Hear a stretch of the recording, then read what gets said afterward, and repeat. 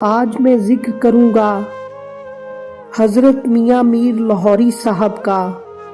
حضرت میاں میر قادری سلسلہ کے عالی مرتبہ بزرگ ہیں۔ آپ کا اسم گرامی میر محمد تھا۔ آپ کو شاہ میر اور شیخ محمد بھی کہا جاتا ہے۔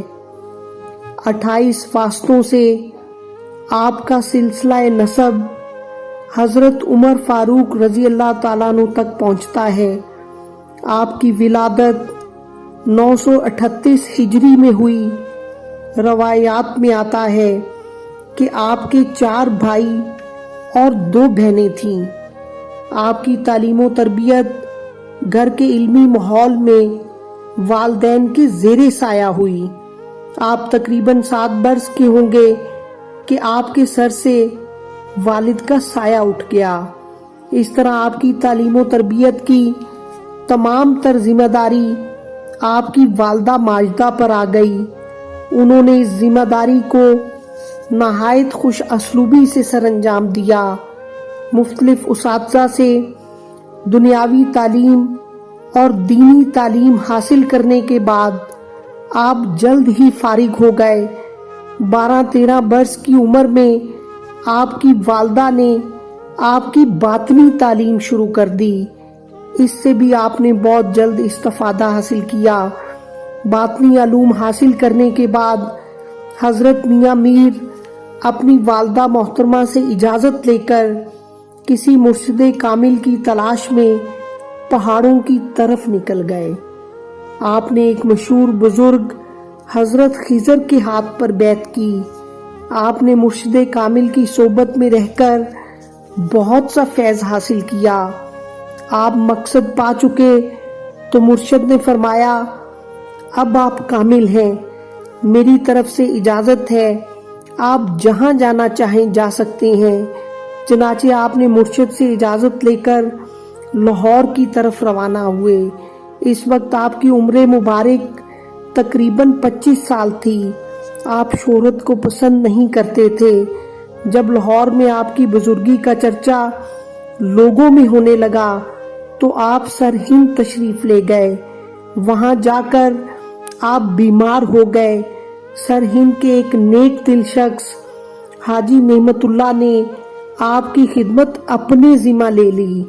جب آپ تندرست ہو گئے تو حاجی نعمت اللہ سے فرمایا کہ میرے پاس دنیاوی دولت نہیں، چاہیں تو خدا رسیدہ بنا دوں۔ پھر ایک ہی ہفتے کی خصوصی توجہ سے انہیں درجہ کمال کو پہنچا دیا۔ حضرت میاں میر کا معمول تھا کہ آبادی سے الگ تھلگ ویران جگہوں پر تنہائی میں عبادت کرتے تھے۔ آپ سے بے شمار کرامات کا ظہور ہوا اور جلد ہی آپ ایک صاحب کرامت ولی کے طور پر مشہور ہو گئے۔ ہر وقت آپ کے پاس مخلوق خدا جمع رہتی۔ بہت سے لوگوں نے آپ سے فیض حاصل کیا۔ آپ نے قلیل تعداد میں مرید بنائے، مگر جسے بنایا اسے کامل کر دیا۔ فقیر مال و دولت دنیا سے تو رغبت نہیں رکھتے، جو مل جائے اللہ کی راہ میں تقسیم کر دیتے ہیں۔ جمع کرنا ان کا شیوا نہیں ہوتا۔ اللہ رب العزت پر توکل میں نہایت مضبوط ہوتے ہیں۔ یہی حال آپ کا تھا۔ فرماتے ہیں کہ میرے بھائی مجھے لاہور ملنے آئے۔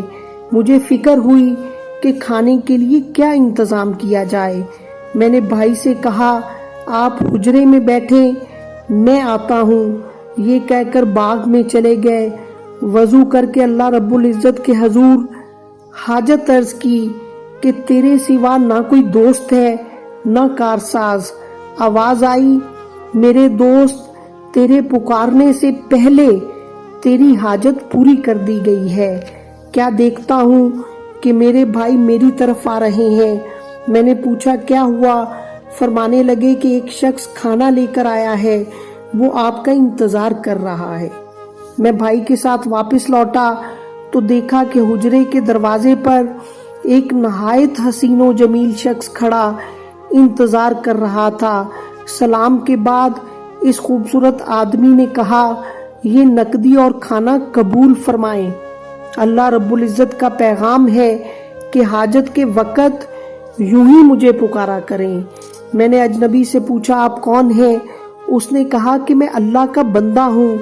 इसके बाद मैंने और मेरे भाई ने खाना शुरू किया तो इससे कहा, आप भी खाएं। उसने कहा, मैं रोजे से हूँ। वो हमारे पास बैठा रहा। हमने खाना खा लिया तो उसने बर्तन लिए और सलाम करके चला गया। मैंने इसके बारे में जुस्तजू की कि वो कौन है। फिर मुझे यकीन हो गया कि वो फरिश्ता था जिसे इस काम पर लगाया गया था।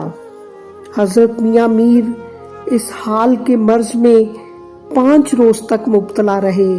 17 रबीउल अव्वल 1045 बरोज मंगल अपने हुजरा मुबारक में इस दारे फानी से रुखसत हो गए।